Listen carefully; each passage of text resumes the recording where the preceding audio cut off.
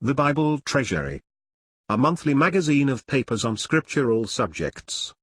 Article 42, Volume 8, 1870, and 1871. Evil only judged fully in the light. 1871, 315. The Lord's purpose in trials is often to get at the root of evil.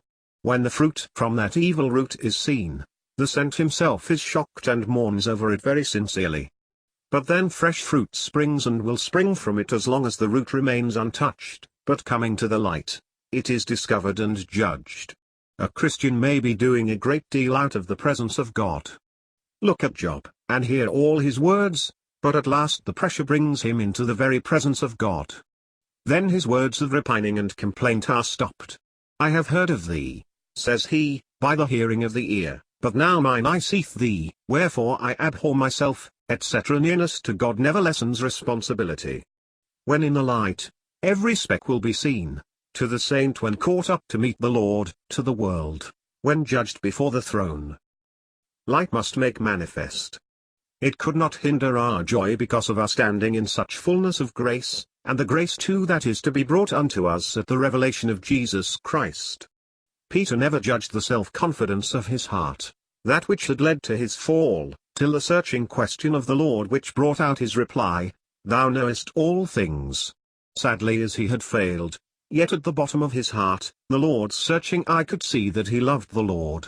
Notwithstanding his going out and weeping bitterly, or the love for his master manifested by his visit to the sepulchre, and his casting his coat about him, and going through the sea to him, Peter was not restored till the searching of the Lord brought from him, at the third inquiry, "Thou knowest all things.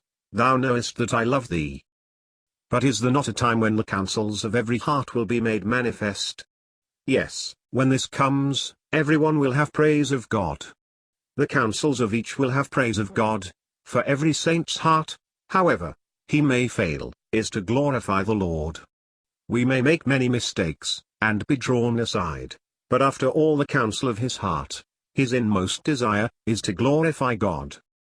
Peter could no longer appeal to his purposes, his acts of course not, but simply cast himself on the Lord's all-searching power. "Thou knowest all things." Then, whereas Peter had formerly in the energy of nature professed to be ready to suffer even to death, the Lord, now that he had searched him, shows that he should serve in the breaking down of his own will, even unto the very death lie, from true love to his master, desired to suffer. Then, and not till then, Jesus says, after this full revelation of what is involved, "Follow me."